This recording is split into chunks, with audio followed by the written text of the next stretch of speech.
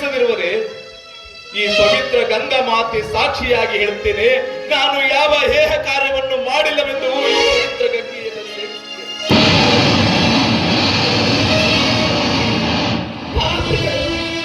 ನಮ್ಮ ಸುಂದರ ಸಂಸಾರವನ್ನು ನೋಡಿ ಸಹಿಸಿಕೊಳ್ಳಲಾರದೆ ಏನೇನು ಹೇಳಿ ನನ್ನ ತಲೆ ಕೆಡಿಸಿಬಿಟ್ರು. ಕೇಳಿ ನಾನು ನಿಮ್ಮ ಮನಸ್ಸಿಗೆ ನೋವು ಮಾಡಿಬಿಟ್ಟೆ. ದಯವಿಟ್ಟು ನನ್ನ ಕ್ಷಮಿಸಬೇಡಿ ಅಂದ್ರೆ ಆ ಪಾಪಿಗಳ ಮನೆ ಹಾಳಾಗಿ ದಯವಿಟ್ಟು ಕ್ಷಮಿಸಬೇಡಿ ಅಂದ್ರೆ ಕ್ಷಮಿಸಬೇಡಿ ರೀ.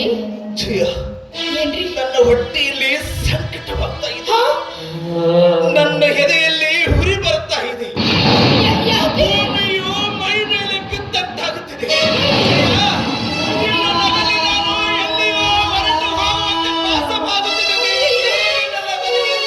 ಬೇಡ ಅಂದ್ರೆ ನಾನೇನೇನೋ ಮಾತಾಡಿ ನಿಮ್ಮ ಮನಸ್ಸಿಗೆ ನೋವು ಕೊಟ್ಟುಬಿಟ್ಟೆ. ದಯವಿಟ್ಟು ಹಾಗೆಲ್ಲ ಮಾತಾಡ್ಬೇಡಿ ರೀ. ಏನಂದ್ರೆ ನನಗಿಲ್ಲಿ ಕ್ಷಯ, ನನಗಿರ್ತಿದೆ ಬರ್ತಿದೆ ಭಯ,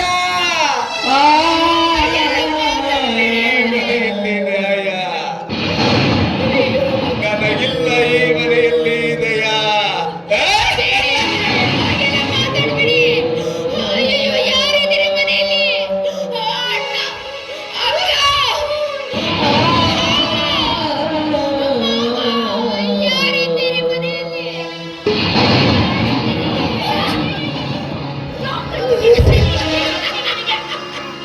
ಅಕ್ಕ, ಯಾಕೋ ಏನು ನನ್ನ ಗಂಡ ಒಂಥರ ಹುಚ್ಚುಚ್ಚರಾಗಿ ಮಾತಾಡ್ತಾ ಇದ್ದಾರೆ ಅಕ್ಕ.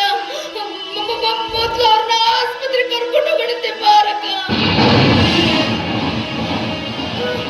ಬಾಬಾ, ಹುಡುಗಿಯಲ್ಲಿ ಹುಚ್ಚಿಡುತ್ತೆ, ಹೆಂಡತಿನ ಬಿಟ್ಟು ಅಂಗಡಿಗೆ ಹೋಗ್ಬೇಕಾಗುತ್ತೆ ಅಂತ ಈ ರೀತಿ ನಾಟಕ ಮಾಡ್ತಾ ಇದ್ದಾರೆ. ನಾಟಕ